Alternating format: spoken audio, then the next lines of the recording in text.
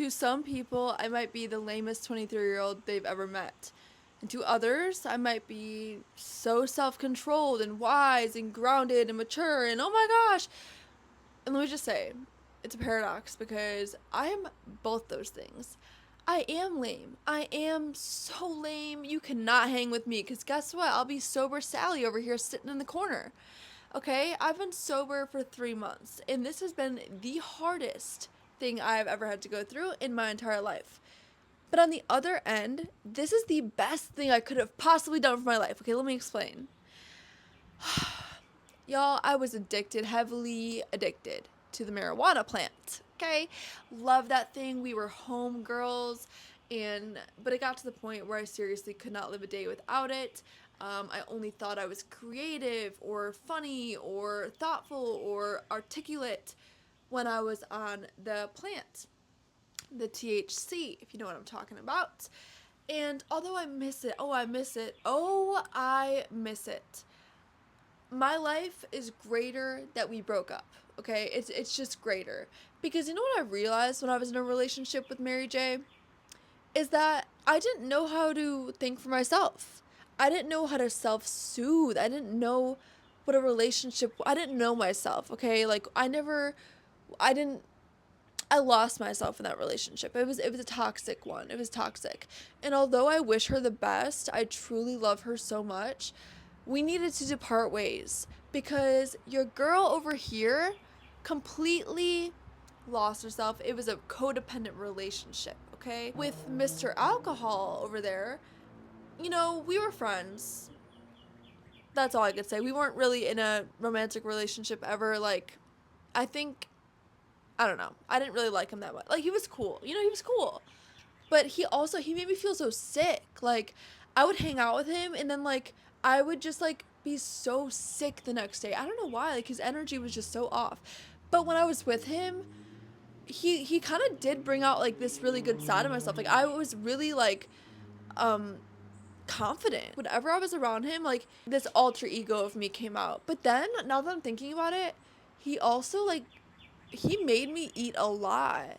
Like, I don't know why. He was, like, always telling me to, like, eat. Like, whenever I'd get home, we'd go home at the end of the night together. He would literally, like, show me all these different foods in my kitchen. He would be like, this would be really good. Like, you should eat this. Oh, and then you should put this with this. Like, he had some really good ideas, but, like, now that I'm thinking about it, I always ate like crap when I was with him. If you know, you know, okay? I've had a love-hate relationship with these substances for years of my life. And it wasn't until seriously like a message from God literally came into my life like, Isabella, you need to be sober. My twin sister and I are both going 9 months sober. Now to a 35-year-old or 35 years sober person, that might sound like cake work, but it's not. This is literally the hardest thing I've ever had to do in my entire life, you guys. I feel, back to that paradox analogy, I feel lame. Okay? You know what I'm realizing is if no one was drinking or smoking, I wouldn't want to drink or smoke. But because people that I love and I like hanging out with are doing it, I'm like, I want to do it too. I want to do it too. I want to have cool conversations too. I want to have cool conversations too. And I still do wish Mary Jane the best because she did bring out some really cool things in me. I did have really creative thoughts and all the things. But what I realized is that I was not able to live life reliant on myself. Life is up and down. It's a roller coaster. It's an ocean. There's waves. There's always going to be lows. Every single day there's a challenge. I mean, if you really think about it, there's like a small challenge that challenges us every single day. And I was getting to the point where whenever that little tiny inconvenience would come up, Mary Jane, where you at? Light up. Like, it was like I seriously like had no self control. I had no coping mechanisms for myself. It was really, really toxic. And what this period is teaching me is I never needed those things. Like, that was a limiting belief. I seriously thought that I couldn't be, like, okay without it. I seriously thought that I couldn't speak and make these videos without it. I had an old YouTube channel it deleted a few weeks ago, which is frustrating. But I would have to smoke before most of my videos because I felt like I couldn't be entertaining or articulate without it. I mean, the limiting beliefs that thing put on me. And not only that, But if you really think about it and be like, oh, okay, I'm smoking something into my precious lungs to make me feel good. It doesn't make sense. I'm putting a toxin into my body to make me feel good. It's like this is not adding up. Why do I need to poison myself to feel good? Same with alcohol. I never, like I said, seriously used it, but when I did, man, like you just feel like that is poison. I mean, people can literally fix their wounds with a bottle of Tito's. Like people in the military, my boyfriend's military training, were drinking, rubbing alcohol to get drunk. I mean, it's toxic. It's toxic to every cell in our body. And your girl wants to live to 100 years old, okay? I'm trying to live a long, healthy lifestyle, and it just was not making sense to me that I was using these mechanisms so frequently and so like carelessly, honestly. If there's one thing being sober has shown me is how embarrassing we are, okay, as a society, as young adults, as people of all ages, actually. Have you ever seen a video of you when you're drunk? It ain't cute. It's embarrassing and it's laughable. And I say this because I love you, because I've been there too, but like, why do we think that we need something outside of ourselves to be the highest version of ourselves? I hope you know this. You can literally be the highest version of yourself, the most confident, fun, radiant version without weed and alcohol and shrooms and psychedelic, whatever it is, without nicotine. You can be it, but it takes work. It takes a lot of work, okay?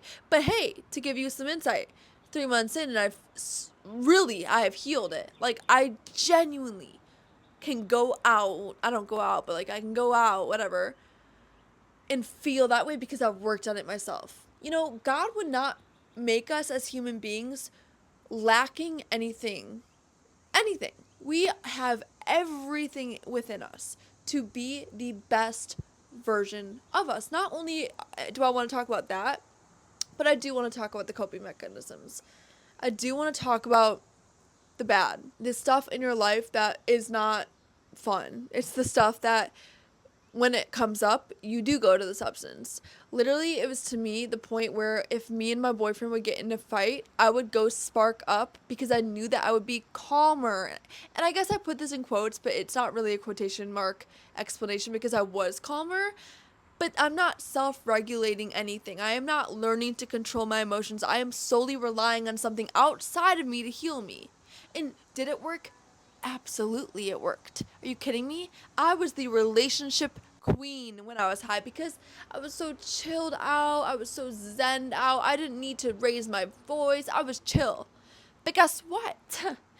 What if I'm in a car and there is no weed? Oh, baby. All hell would break loose because I didn't know how to control myself. I did not know how to regulate myself. I'm an emotional disaster. And it's scary and it's sad. It's sad. It's so sad. There was this one night in particular I remember, and it was me and my sister in college because we both had this issue and we're both, like I said, going sober. But it was like 1 p.m. We got home from the bars and we literally stayed up till 3 in the morning searching for weed. We could have gone to sleep. We were exhausted, you guys. We were exhausted. That's to show you how extreme this addiction was that we literally waited up 2 hours later. We were literally falling asleep, but we needed it. Like we felt like we just like needed it every single day. I want to encourage you to look within your own relationship with these substances and see if you're using it in a way that isn't right. I mean, guys, to be honest, I don't know a single human being, and you could prove me wrong. I'm not saying that I don't believe there's one out there, but I have not met a single human being that can smoke inconsistently. It's only they smoke a lot, not every day, but a lot, or they don't do it at all. I've never met a quarterly smoker. I just haven't. I've met quarterly drinkers, and I'm going sober for 9 months. I mean, for weed, I don't think I'm gonna go back because that's like playing with fire. But alcohol, I do want to drink some wine. I love beer, so I'm gonna go back. But to get to the intoxication level that I was getting to before, why? Why? What's the point? What's the point? To make a fool out of myself? No, because guess what? During these 9 months, I'm fully realizing who I am without these substances, that I can walk into a party scene and be completely content and confident in myself because I practiced for 9 months without anything. God did not make you incomplete. He didn't. He didn't. And if you are wanting to take the step of trying a sobriety journey just for even a season, I cannot highly recommend it more in my entire life. Not only is it going to reframe your relationships with these substances, but you are going to be faced with so much with yourself, and it's hard. It's really hard, like I said, but the person that's going to evolve out of this, I mean, you're literally going to turn from a caterpillar to a butterfly. Like, something extremely good is going to happen, and you are going to walk out a different version of yourself. Yes, you're taking this really hard path, but man, it is so worth it. I've gotten closer to God, I've gotten closer to myself, I've gotten closer to people who also are walking this sober journey, and I don't regret this one bit. Is it hard? Is it hard? Do I miss weed? Of course I do. I seriously miss it a lot. I do. But it's like a toxic ex. You can miss them and know that your life is better without them.